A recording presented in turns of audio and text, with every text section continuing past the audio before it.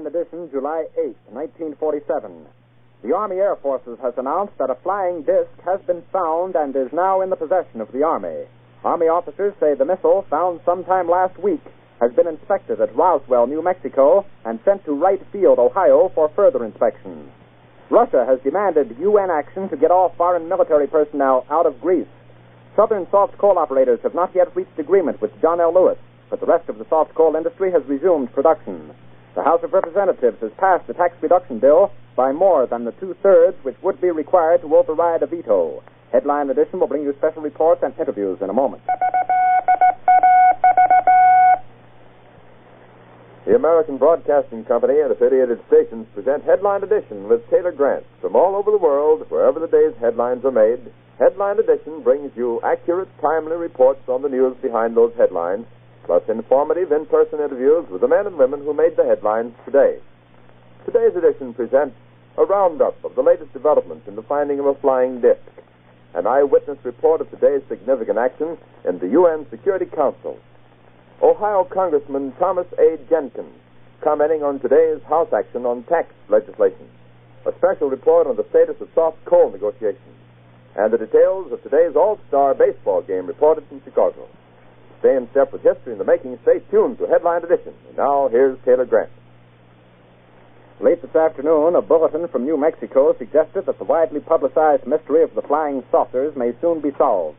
Army Air Force officers reported that one of the strange discs had been found and inspected sometime last week. Our correspondents in Los Angeles and Chicago have been in contact with Army officials endeavoring to obtain all possible late information. Joe Wilson reports to us now from Chicago.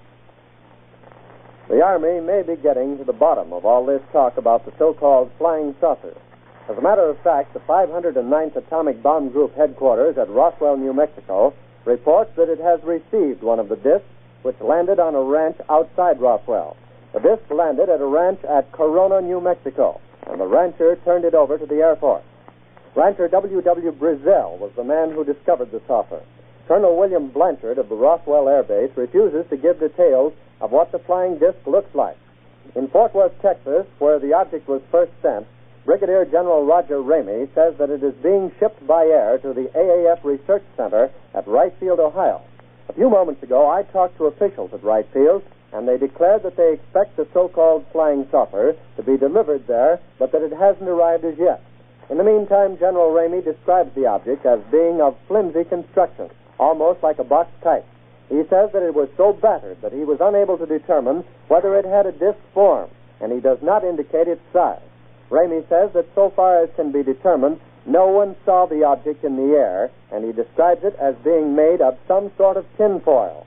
Other Army officials say that further information indicates that the object had a diameter of about 20 to 25 feet, and that nothing in the apparent construction indicated any capacity for speed, and that there was no evidence of a power plant. The disc also appeared too flimsy to carry a man. Now, back to Taylor Grant in New York. There was important activity within the UN Security Council today.